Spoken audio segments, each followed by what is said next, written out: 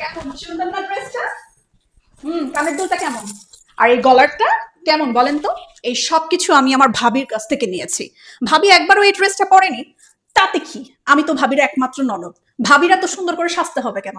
আমার ভাই থাকে বিদেশে, ভাবির জন্য এত এত টাকা পাঠায়। আমাদের জন্য তো 2 পয়সাও পাঠায় না।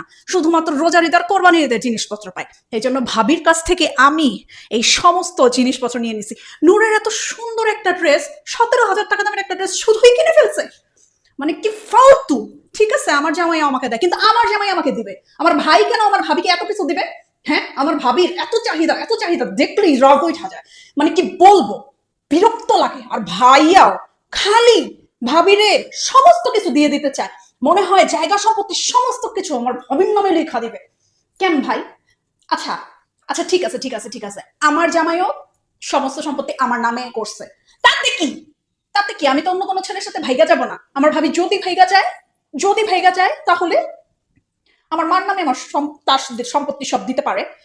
আমার বাবা নাই, তাতে কি? আমার নামে সম্পত্তি লেখা দিতে পারে। আমি কি আমার ভাইয়ের সবকিছু নিয়ে যাব নাকি? এই ভাবিগুলো না অনেক শয়তান।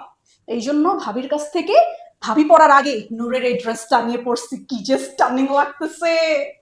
ভাইয়ের পয়সার জিনিস পড়তেছি, ভাবির জিনিস না। এই জন্য পড়তেও ভাল লাগতেছে। ওয়াও! আমি অনেক ভালো ননদ। সপ্তাহে মাত্র 2 বার আসি, মাত্র 2 বার।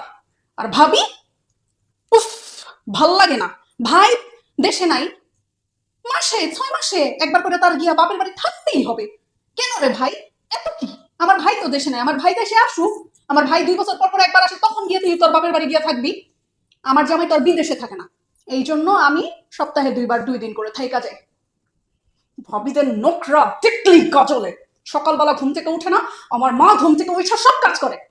আমি তো আবার থাইরয়েডের পেশেন্ট, এই কারণে আমি উঠতে পারি না। একটু দেরি হয় আমার ঘুম থেকে উঠতে, কারণ আমি অসুস্থ। কিন্তু আমার ভাবি কিসের অসুস্থ? 2টা বাচ্চা নিছে, পরপর ঢং দেখাইতে। 2টা ছেলে হয়েছে, সমস্ত সম্পত্তি এখন 2টা বাচ্চার নামে হয়ে যাবে।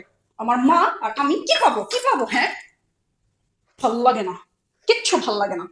এরপর যদি ভাবি এত দামি দামি জামা কাপড় শুধু শুধু ঈদ তেহার ছাড়া কিনে, কোনো বিয়ের প্রোগ্রাম ছাড়া কিনে, তাহলে আমি ভাইরে নিজে ফোন দিয়া বইলা দিব যে ভাবি এগুলো কিনতেছে কারণ ভাবির অন্য একটা ছেলের সাথে প্রেম আছে। না থাকলেও লাগাই দিব। আমি ননদ, ননদের পাওয়ার জানে না।